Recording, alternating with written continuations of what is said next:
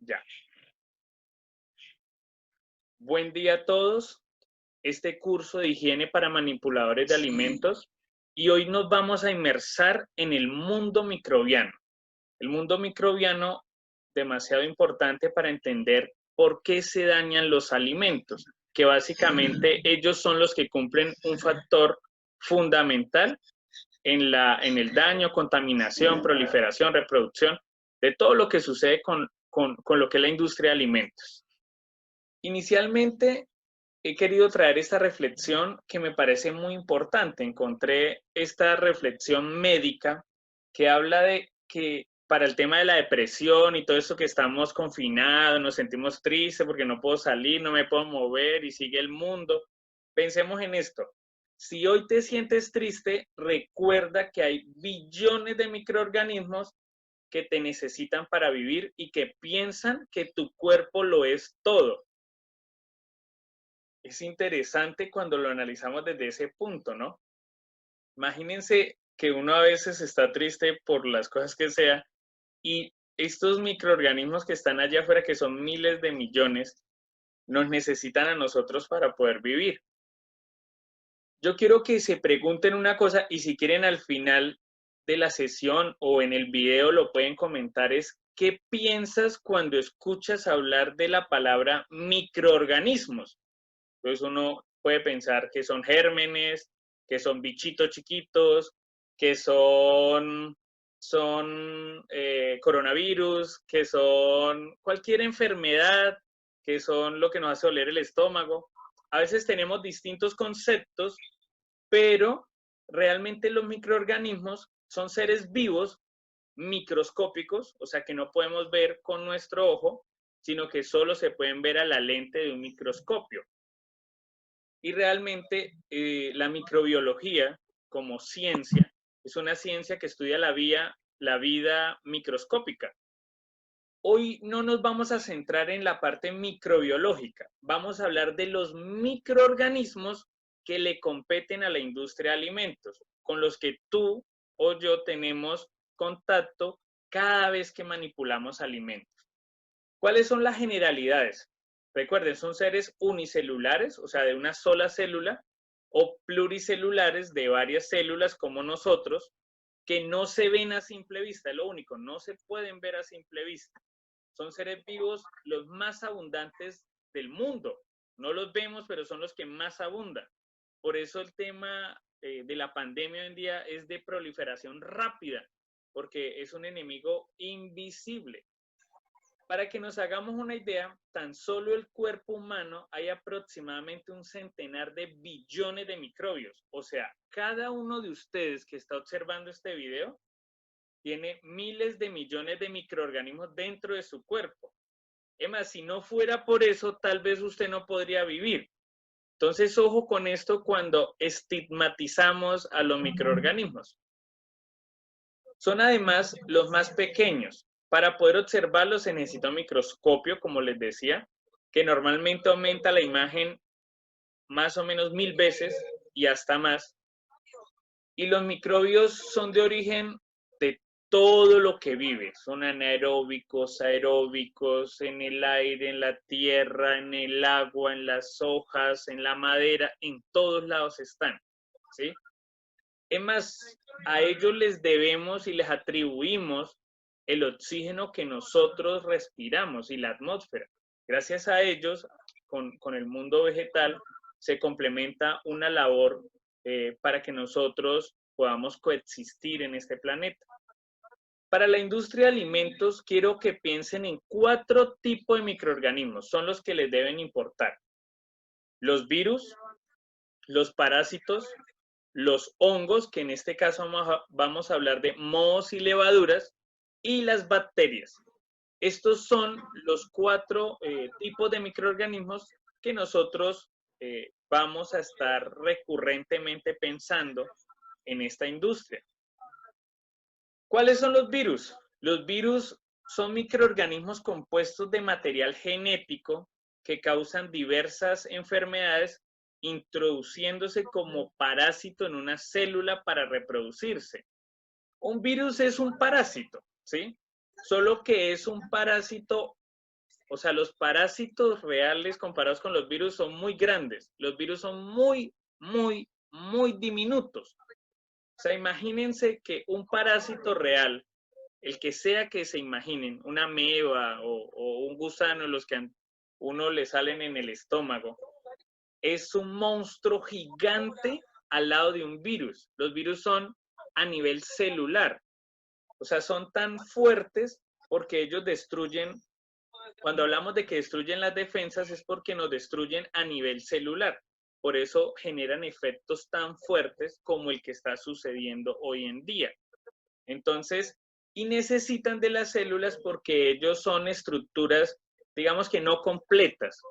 Son un ente que necesita de otro ente, en este caso las células, para vivir.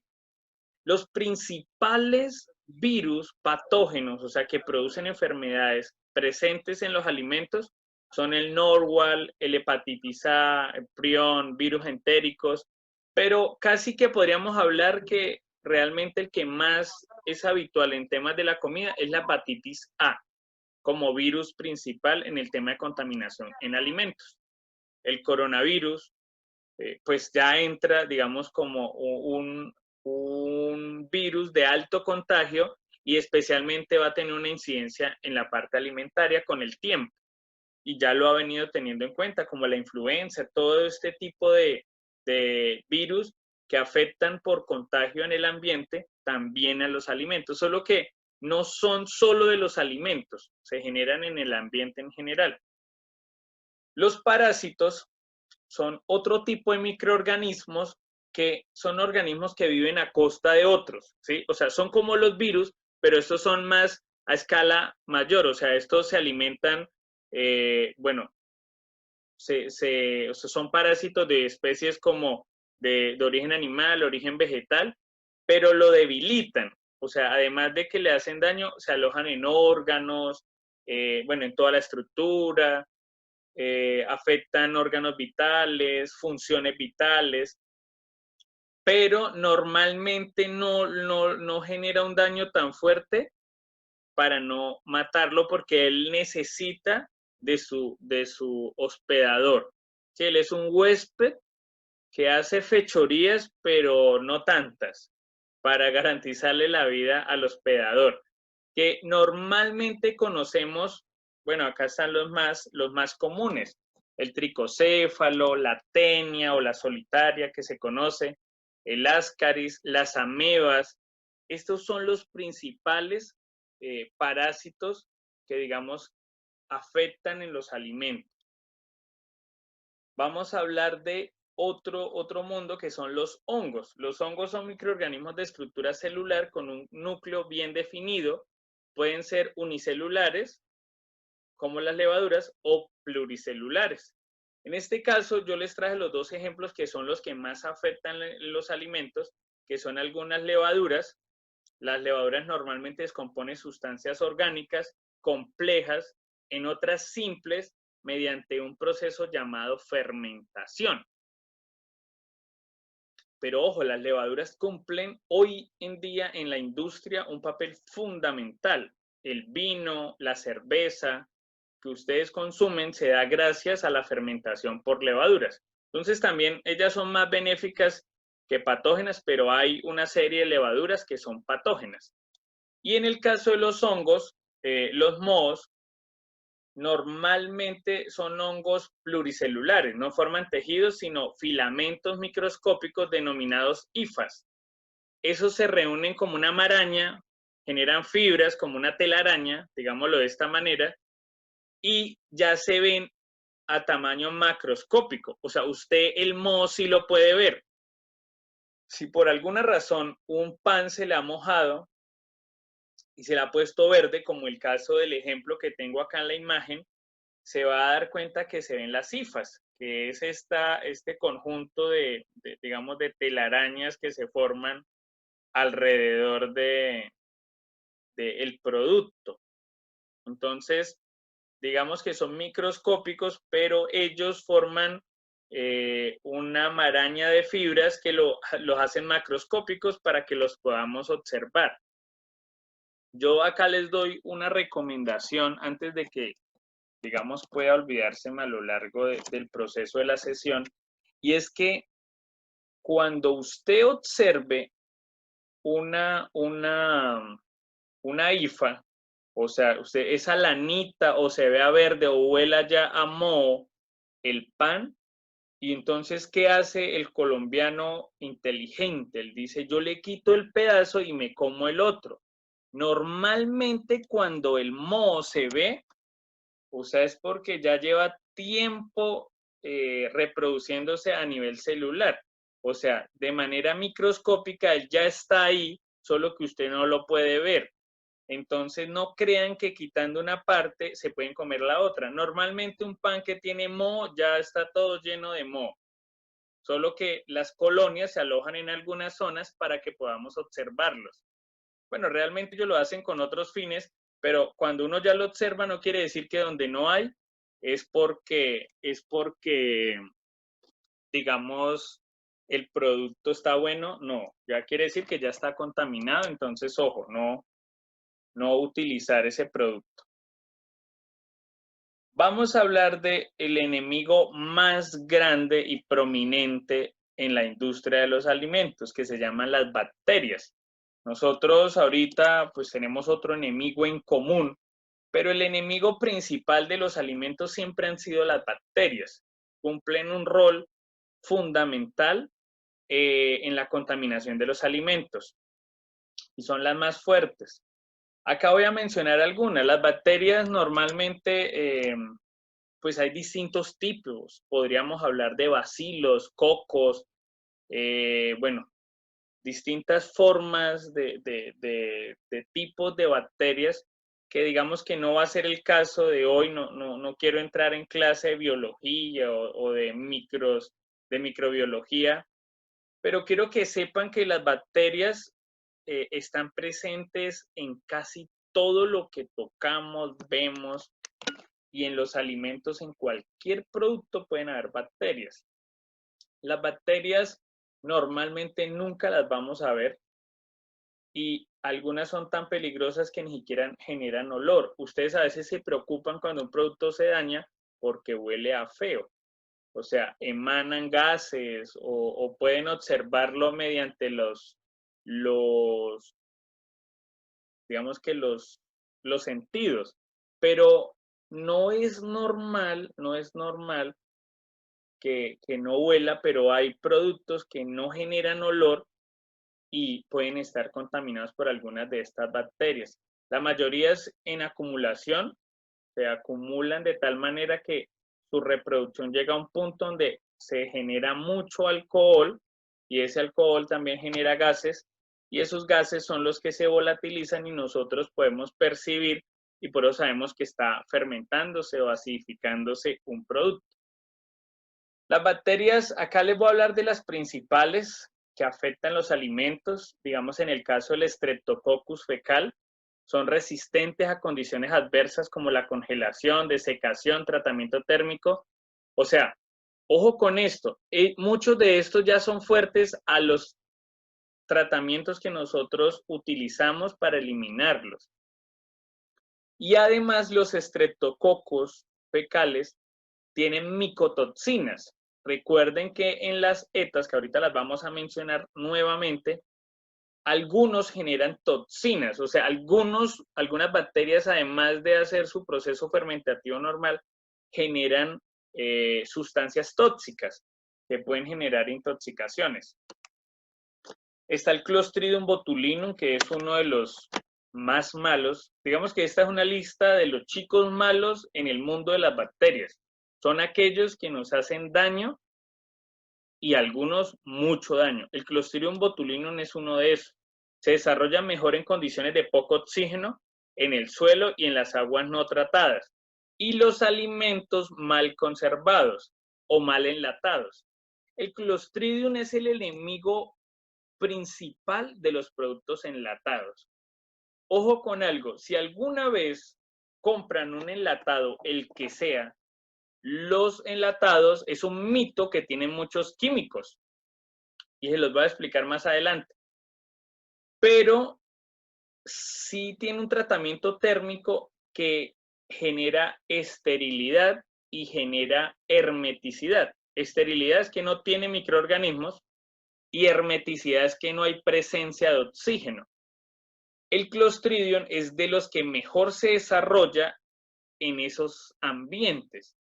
Y entonces sucede que en esos ambientes, cuando queda mal enlatado, pues él se desarrolla. ¿Cómo usted puede saber que él está ahí?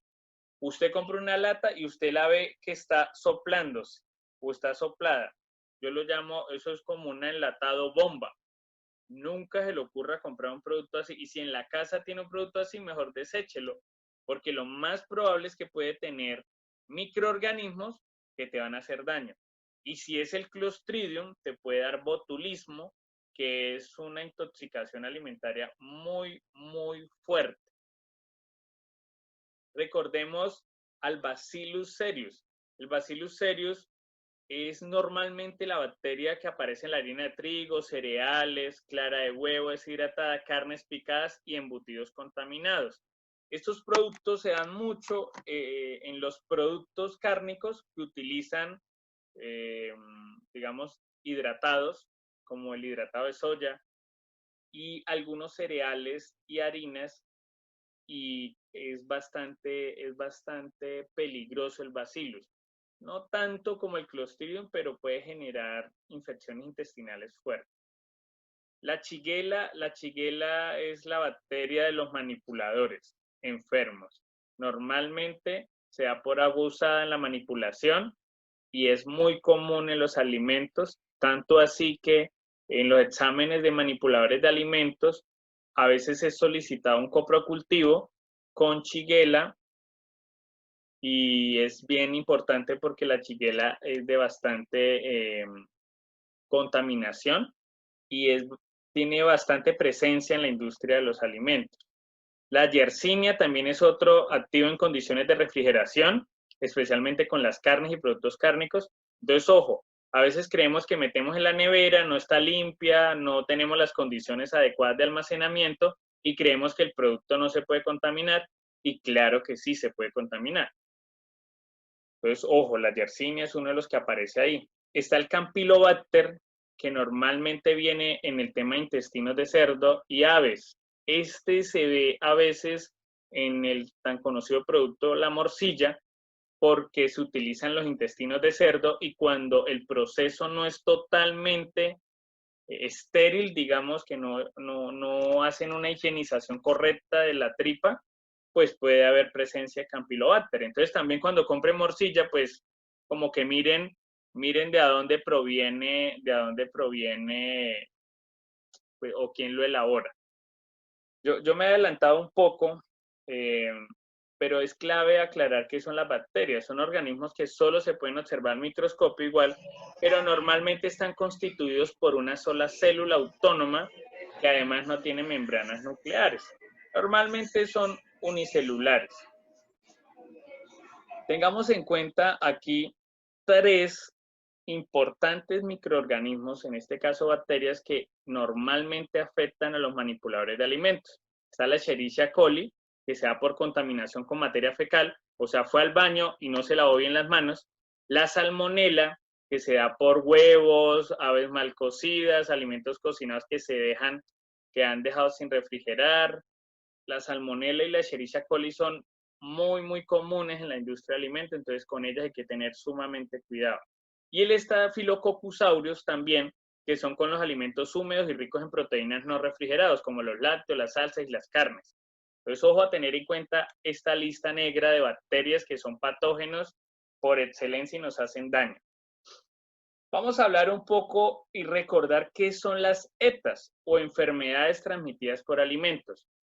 Y acá, en alguna sesión anterior hablamos de las ETAs, pero hoy vamos a hablar de las ETAs pensando en los microorganismos patógenos. Las ETAs son enfermedades de transmisión alimentaria, que son aquellas enfermedades de carácter infeccioso o tóxico causadas por agentes biológicos, químicos o físicos, que penetran al organismo usando como vehículo un alimento. Un alimento contaminado es aquel que contiene microorganismos como bacterias, hongos, parásitos, virus o toxinas producidas por microorganismos. Los síntomas más comunes de estas enfermedades son, independientemente de la enfermedad, casi siempre se presentan 3 tipos de síntomas: dolor de estómago, vómito y diarrea. Por eso a veces solemos confundir intoxicación con infección. Es más fácil decir me intoxiqué, que eso quiere decir que algún alimento le hizo daño, a diferencia de decir me infecté, porque va a sonar como raro. Es más la jerga, por eso sucede. Las infecciones son aquellas que se generan por los microorganismos. O sea, todos los microorganismos generan infecciones intestinales normalmente. Algunos se alojan en otras zonas del cuerpo, pero especialmente son infecciones intestinales. Las intoxicaciones se producen normalmente con toxinas o sustancias químicas de carácter químico o físico, normalmente. Las toxinfecciones normalmente son por presencia de microorganismos patógenos que generan micotoxinas, o las toxinas, que también son llamadas micotoxinas, de este tipo de bacterias. Entonces, si una bacteria genera toxinas, lo que va a generar es que pueda generar una toxinfección. O sea, va a ser una infección, pero va a tener repercusiones más fuertes en el cuerpo. Una infección intestinal, pues, te manda a que te hidrates mucho y sudes mucho y mucho dolor de estómago, vómito y diarrea. Pero una toxinfección te puede generar atrofia muscular, afectaciones cerebrales, entre otros. Entonces, ojo con esto. Las setas tienen una vía de transmisión, o sea, los microorganismos patógenos tienen una vía de transmisión de un ciclo epidemiológico que siempre va entre lo fecal y lo oral, o viceversa. Vamos a mirar cómo funciona. Las formas más comunes de transmitirse es el primero es que se caracteriza porque una persona enferma a una que está sana. ¿Sí? Algo parecido a lo que está sucediendo hoy con esta pandemia. No se lava bien las manos cuando va al baño y luego manipulan alimentos que son consumidos por otras personas que posteriormente se enferman. ¿Sí? Por eso se habla del ciclo fecal oral corto, porque realmente sucede porque la persona que manipula los alimentos no tiene condiciones higiénicas o buenas prácticas de manufactura. Para evitar las setas es muy clave, especialmente la parte sanitaria, tenerla clara con buenas condiciones higiénicas y buenas prácticas en el momento de manipular los alimentos. O sea, así que si están cocinando y quieren ir al baño, pues tengan muy buenas condiciones. Van al baño tranquilos, se lavan muy bien las manos, ya se las enseñamos a lavar. Utilicen ojalá una solución desinfectante también si van a manipular los alimentos, y con eso pueden garantizar de que sea más inocuo el proceso. Y está el ciclo fecal oral largo, que se caracteriza cuando las materias fecales tienen contacto con el agua. Por eso yo les digo que tengan uso de agua envasada mejor en el momento de utilizar agua para proceso. O sea, agua con la que laven las hortalizas, las frutas, porque puede que el agua esté contaminada. Y también en el caso de las hortalizas o las frutas, el riego, el agua de riego también puede estar contaminada por bacterias y se puede generar ingesta de bacterias patógenas, porque estos productos traen bacterias que anteriormente contaminaron el alimento. Los microorganismos existen de 2 tipos. Acá vamos a hablar un poco de qué son patógenos, porque yo les he mencionado patógenos, que son los asociados a las ETAs. Precisamente, patógeno quiere decir que produce enfermedad. Son organismos que no pueden ser observados solo con la ayuda de un microscopio y que causan enfermedades. O sea, patógeno, para que lo graben en su mente, es que produce enfermedades. Si usted escucha la palabra patógeno de lo que sea, no es un pato de genética o algo así, no. Es una bacteria o un virus o un hongo o un parásito que produce enfermedades. Claro con ese dato porque eso nos va a permitir conocer qué es patógeno, porque a veces creemos que todos los microorganismos son malos y no, existen los microorganismos no patógenos o banales, benéficos, funcionales, existen de distintos tipos. Digamos que los no patógenos son todos aquellos que son una flora microbiana normal. Recuerden que cuando usted le dicen que su hijo está bebé, dice, él ya viene con su flora intestinal normal. Uno ya viene con una flora de microorganismos que hacen parte de nosotros.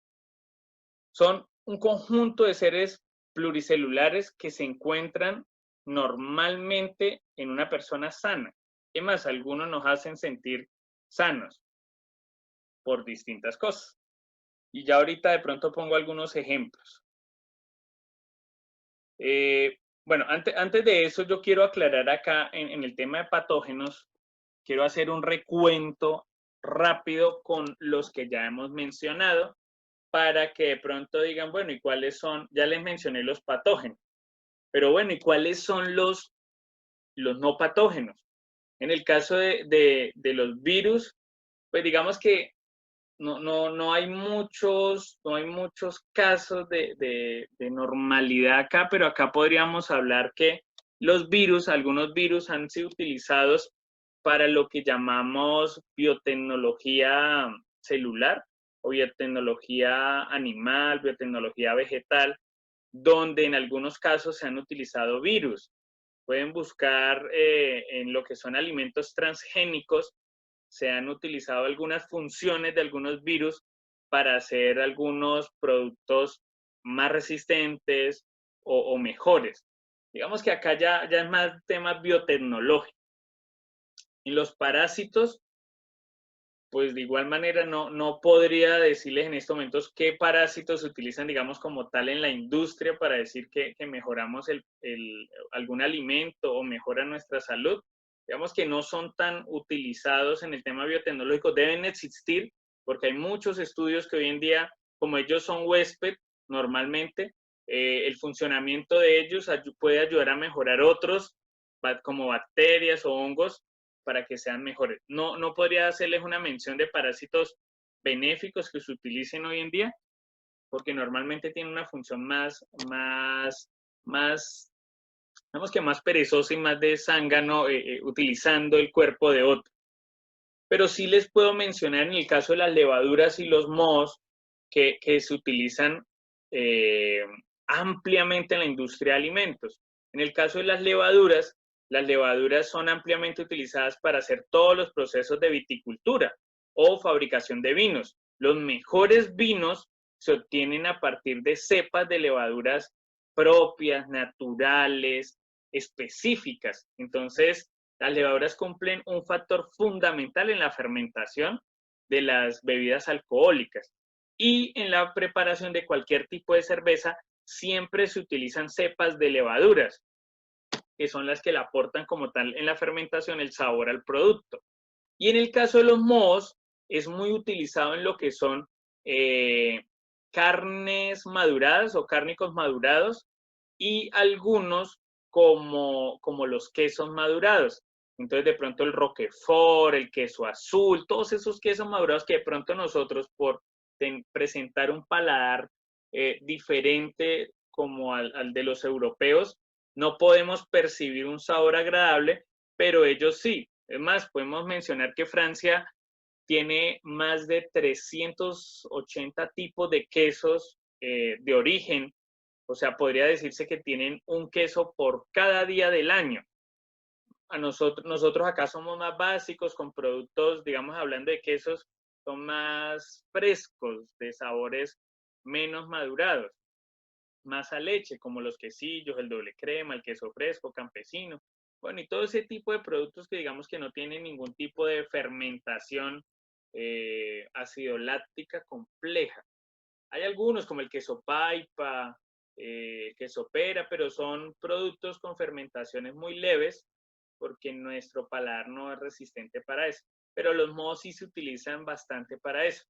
Digamos, hay algunos productos de carnes maduradas que utilizan algunos mohos, creo que está el Aspergillium, está el Penicillium, que se utilizan para generar capas que protegen la carne madurada y ayuda a que dure por bastante periodos de tiempo y cumplen una funcionalidad muy, muy buena para el organismo. Entonces, digamos, por mencionar algunos. Y en el caso de las bacterias, podemos mencionar muchísimas. Uno diría que las bacterias todas son malas. No, esa era la lista de los malos. Pero ojo, están digamos, los lactobacilos que se utilizan en el yogur y en el kumis. Se utilizan algunos lactobacillus o bacterias que son propias para mejorar el tracto intestinal. En algunos quesos también utilizamos bacterias que ayudan a mejorar el rendimiento funcional en la persona y de las características del queso. Digamos que los principales quesos semimadurados que se consumen son hechos a partir de bacterias, a través de la fermentación de bacterias. Entonces, es bien importante mencionar, digamos, el queso holandés, que es como el que más consumimos en esta zona, en los semimadurados, y digamos el queso paipa, el queso pera, de pronto utilizan algunos cultivos de bacterias, digamos que con una fermentación no tan fuerte o no por tanto tiempo, pero que son utilizados en la industria. Hay que entender, digamos, algunos conceptos que me gustaría que tomen nota, y es, en las bacterias existe una palabra que se llama cultivo. El cultivo se le denomina comercialmente o naturalmente ¿a qué? Al producto que se genera posteriormente a la reproducción de las bacterias. Las bacterias, recuerden la curva de crecimiento microbiano, y el crecimiento microbiano es exponencial cuando ellos alcanzan una producción de su población bastante grande. Algunas empresas se dedican a extraer este tipo de bacterias, las liofilizan para que no mueran, sino que queden en un estado de latencia y puedan deshidratarlas para después reproducirlas, que son los procesos industriales. Pero también están los procesos naturales, exponenciales. Si ustedes compran un yogur, de esos yogures originales o con Defensis, o todos esos productos lácteos que digamos que tienen cultivos microbianos, ahí van a encontrar una flora, pues que si bien es cierto fue con cultivo industrial, ahí lo van a encontrar de manera más natural porque ellos se han reproducido a un punto que son estables para el producto que usted va a consumir. Entonces, para que lo tengan en cuenta, que los microorganismos no patógenos son muchos y nos ayudan en muchos procesos de productos que nosotros consumimos a diario. Hay que mencionar acá un concepto antes para entender cómo funcionan los microorganismos no patógenos. Y los patógenos funcionan de la misma manera, solo que generan situaciones diferentes, porque el cuerpo no las asimila. Cuando es patógeno quiere decir que el desdoblamiento de lo que consumen, ellos tienen que comer, normalmente comen carbohidratos, proteínas, lípidos, bueno, dependiendo de el tipo de microorganismos, ellos consumen alimento y degradan normalmente alcoholes. Este proceso se conoce como la fermentación alcohólica.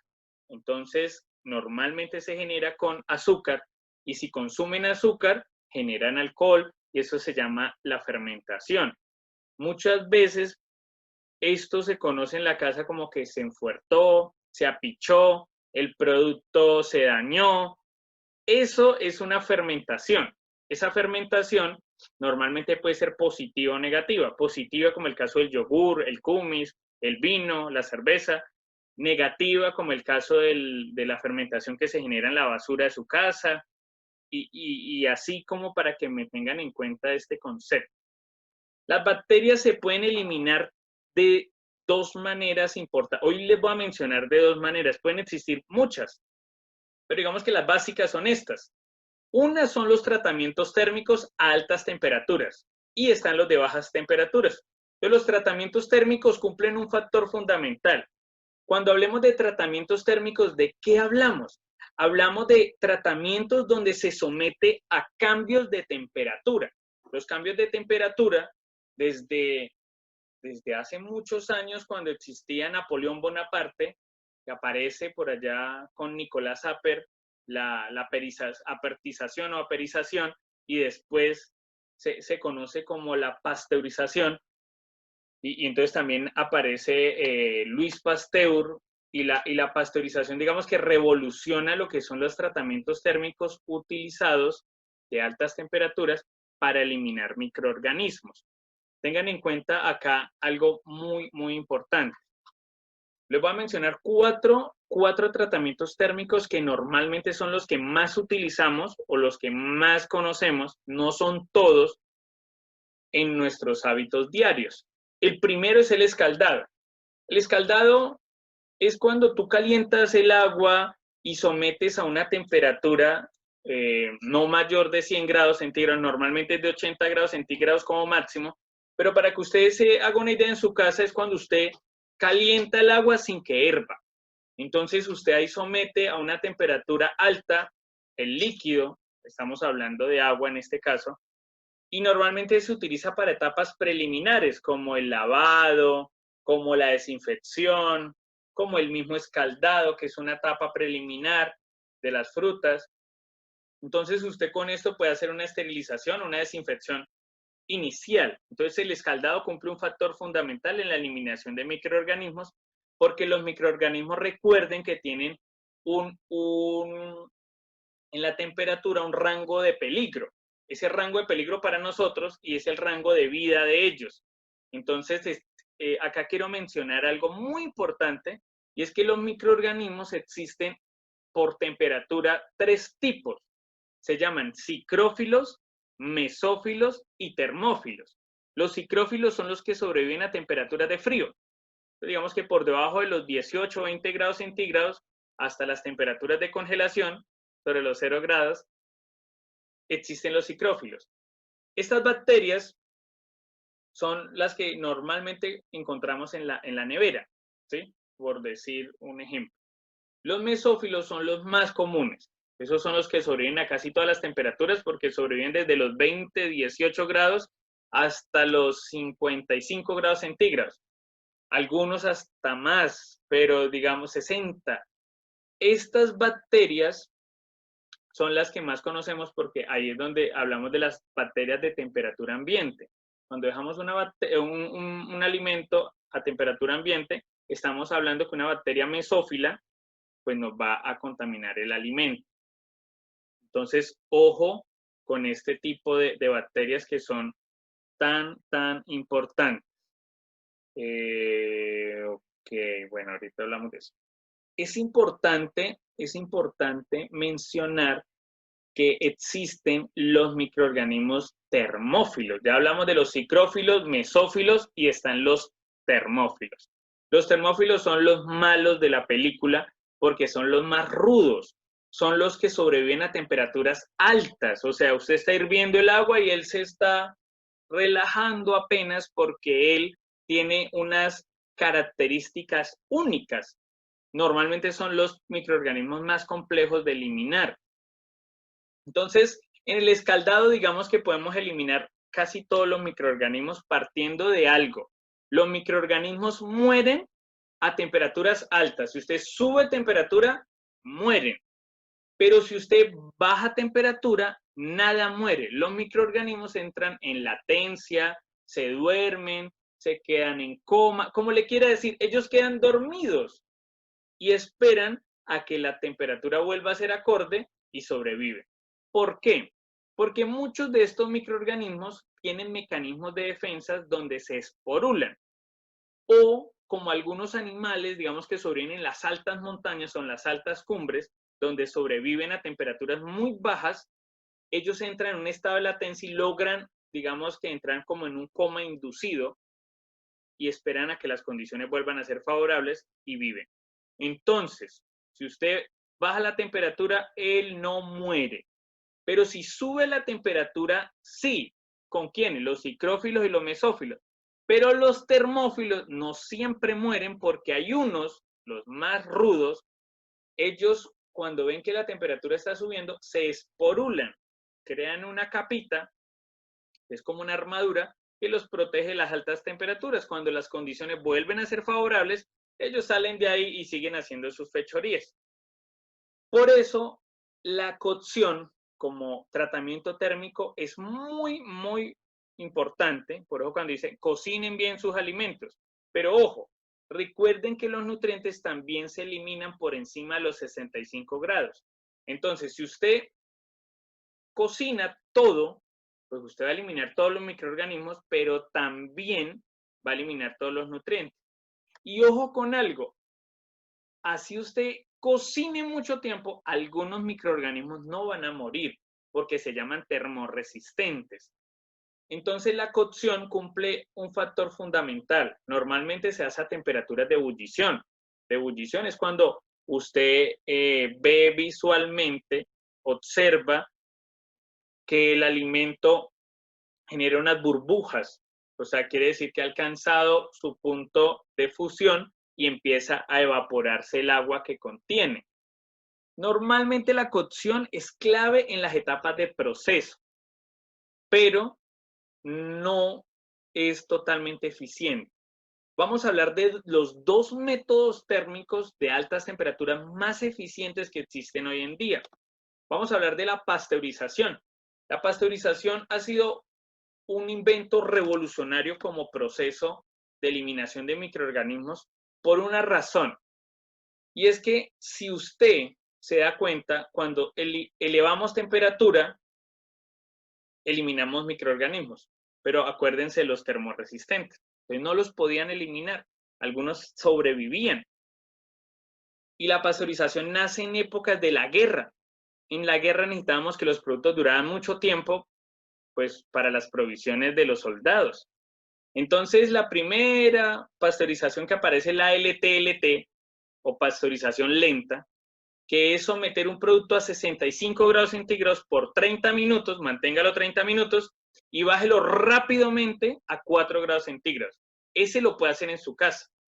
Usted puede hacer esa pasteurización en su casa con la leche, si lo quiere hacer. Aunque yo les digo, no pasteuricen la leche de bolsa, porque si ya compraron leche de bolsa, eso ya viene ultra pasteurizado. Entonces, si lo quieren hacer con algo, con un jugo, con una pulpa que se les conserve, utilicen ese método. Calientan a 65 por 30 minutos, 4 grados centígrados y los eliminan. ¿Por qué? Y ojo que esta clase se trata de entender cómo se comporta el microorganismo y quiénes son. Los microorganismos mueren a temperaturas altas, pero el termorresistente no. La pasteurización, ¿qué dice? Súbale la temperatura al cicrófilo, al mesófilo, elimínelo, pero al termorresistente no le siga subiendo la temperatura, que él se adapta y sobrevive. A él bájele la temperatura rápidamente, que el choque de temperatura le elimina la armadura que él tiene y muere. Es la forma más eficiente de asesinarlo. Pero resulta que algunos de estos malhechores, microorganismos, sobreviven a esas temperaturas, porque de pronto el proceso no es tan estandarizado. Entonces, después apareció la pasteurización media, que realmente es pasteurización rápida. La HTST, que era cuando logramos que la leche se pusiera en bolsas y la leche se metía en la nevera. Pero ¿qué pasaba si usted dejaba la leche por fuera de la nevera? Se dañaba. Esa era una pasteurización parecida a la anterior, pero lograban con un equipo que era un intercambiador de placas muy rápido someter a temperaturas de ebullición de entre 105, 110, 115 grados centígrados durante 2 a 3 minutos y bajaban rápido la temperatura a 4 grados centígrados. Era muy rápido. Pero aún así sobrevivían algunas bacterias y por eso tocaba dejar la bolsa de leche en la nevera. Hasta que después descubrieron que si subían más la temperatura, acuérdense que si subo más la temperatura, desnaturalizo los nutrientes del alimento. Pero descubrieron que si lo hacíamos rápidamente, la subíamos rápidamente y no se mantenía mucho tiempo en esa temperatura, o sea, lo manteníamos 2 a 3 segundos a 135 grados centígrados y lo bajábamos a temperatura de frío, él era tan instantáneo el cambio que no iba a sobrevivir. Y por eso hoy conocemos la pasteurización UHT o ultra rápida. Por eso es que usted dice UHT, Y usted dice, uy, ¿qué es UHT? Es leche que puede sobrevivir a temperatura ambiente porque ha sido totalmente esterilizada, eliminaron todos los microorganismos.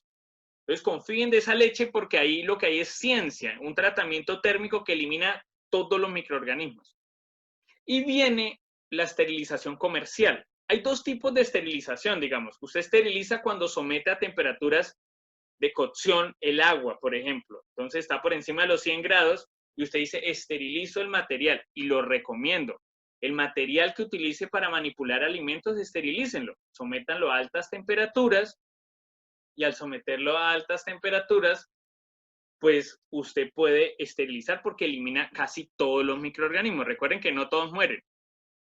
Pero la esterilización comercial es un poder muy fuerte y ustedes van a quedar boquiabiertos que ustedes lo pueden hacer en su casa.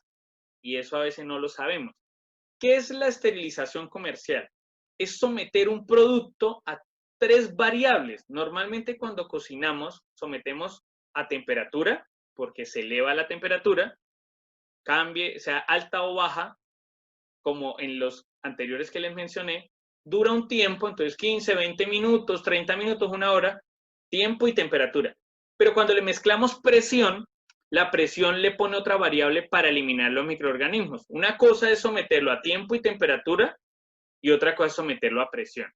Por eso, la esterilización comercial, cuando aparece, y acá le voy a eliminar un mito que todos tienen, y es que los enlatados son muy llenos de químicos. No, es falso, porque lo que sucede es que el tratamiento térmico de la esterilización comercial es tan fuerte que elimina todos los microorganismos. Y al igual que la leche UHT o los productos ultrapasteurizados, pues está estéril, por eso sobrevive a temperatura ambiente y mucho tiempo, porque no tiene microorganismos. Recuerden que ellos son los que degradan los alimentos y generan que se dañen. Eso pasa con los enlatados. La esterilización comercial normalmente se somete en un autoclave, que un autoclave en su casa cumple una función como la olla a presión. Entonces les cuento, ustedes tienen un autoclave en su casa, que es la olla a presión, y tienen un dispositivo que les permite hacer esterilidad comercial.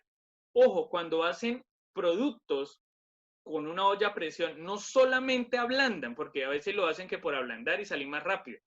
No, están utilizando un método térmico que ayuda a eliminar microorganismos. Imagínense que ustedes son el microorganismo y por encima de los 50 grados el ser humano muere. Entonces, 50 grados, media hora, murió. Pero además, algunos seres humanos seríamos muy fuertes, tendríamos armadura y sobreviviríamos a esa temperatura.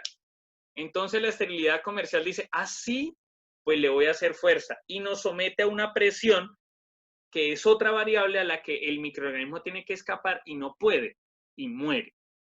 El único, cuando se hace mal que sobreviva a este, se llama Clostridium botulinum. Por eso es muy complicado que consuman enlatados que se abomban. O sea, porque se pierde la hermeticidad y además se perdió la esterilidad, hay presencia de este microorganismo, daña cualquier tipo de alimento que esté en condiciones anaeróbicas. Y ahora vamos a los tratamientos térmicos, pero de bajas temperaturas. Pues ya los conocemos, la refrigeración, temperaturas entre los 2 y 14 grados. Claro, garantizar, llamamos cadena de frío. Cuando yo someto un producto a condiciones de bajas temperaturas, estoy garantizando que los microorganismos termorresistentes o termófilos y mesófilos entren en latencia, estén dormiditos. Por eso, digamos que la refrigeración es como un estado de guerra fría. Por eso a veces me hacen preguntas como, ¿y si apago la nevera durante la noche, no se me dañan los alimentos? Señores, si su nevera le garantiza mantener la temperatura baja cuando apague cuando la desenchufe, bien. Pero si empieza a subir la temperatura, pues la guerra va a aparecer porque los microorganismos que están durmiendo se van a despertar y van a acabar con todo. La congelación. pues la congelación es uno de los métodos más antiguos del ser humano y es muy, muy poderoso por una razón muy importante. Y es que por debajo de los 0 grados, casi ningún microorganismo, no digamos que sobrevive, sino que entra en sus funciones normales. Todos por debajo de los 0 grados se quedan dormiditos. Imagínense que su congelador es como una incubadora de bebés microorganismos que están ahí descansando hasta que las condiciones se pongan otra vez buenas. Entonces, la congelación es muy buena desde siempre y cuando usted mantenga las condiciones de temperatura. Entonces, acá pasa lo mismo. Si desenchufa la nevera y la congelación está a 2 o 3 grados centígrados, pues ya no es congelación y se le va a dañar lo que tenga ahí. O va a pasar algo peor, cuando usted vuelva a congelar, pues sí hay presencia de más microorganismos porque usted les permitió condiciones para que se reprodujeran. Y viene la ultracongelación, que son temperaturas normalmente por debajo de los 15 grados, que viene siendo casi lo mismo, solo que cambia algo. La ultracongelación se genera de manera rápida y la congelación de manera rápida genera microencapsulación de las moléculas. Cuando usted hace descongelación rápida, no hay rompimiento molecular tan fuerte, o sea, desnaturalización de las proteínas, no lo hay. Pero en la congelación normal que ustedes conocen, que se llama congelación lenta, porque se da en el tiempo, hay macroencapsulación. Esa macroencapsulación genera que las moléculas se rompan y haya desnaturalización de proteínas, igual usted está generando un bagazo ahí. Entonces, ojo con esto. También estos son tratamientos para combatir los microorganismos. Y hay otros que los quiero mencionar que son otros métodos de eliminación. Entonces, las concentraciones salinas, la salazón. Cuando usted somete a un producto, como pasa con el pescado seco, y lo sala, pues hay una deshidratación porque hay un intercambio de sólidos y líquidos. Sale agua, entra sal, el producto está en un medio sobresaturado, entonces se deshidrata, digamos, de alguna manera, y eso genera en altas concentraciones de sal, no todos los microorganismos sobreviven, y pues es una forma de conservar, como pasa con el pescado seco. Las concentraciones de azúcar, como se las mencioné en alguna sesión anterior, son otro método no de eliminación. Yo diría que, digamos, el título no me quedó tan correcto, pero quiero que me entiendan algo. Son métodos para contrarrestar el crecimiento microbiano. Entonces, las concentraciones altas de azúcar, como la panelita, las mermeladas, los bocadillos, los arequipes, todos los concentrados lácteos o de frutas, se generan para generar condiciones adversas al crecimiento microbiano. Entonces, es clave tener en cuenta que a altas concentraciones normalmente los microorganismos no van a generar crecimiento microbiano. Las bajas acidez, normalmente en la escala del pH, como se los decía, cuando es de 7 hacia 0, entre más se acerque al 0, normalmente menos microorganismos van a sobrevivir a esas condiciones. Entonces también es una forma. Y los insumos químicos, pues hablamos como los desinfectantes principalmente, inhiben también el crecimiento microbiano. Hasta este momento, esto es todo acerca del mundo microbiano. Esto es un mundo bastante amplio y complejo. Podríamos hablar muchas horas sobre microorganismos, pero creo que ha sido todo lo importante para que ustedes conozcan cómo funcionan ellos y qué pueden hacer para contrarrestarlos, entender cómo funcionan, cuáles son patógenos y cuáles no, y por qué la importancia de las setas. Muchas gracias y hasta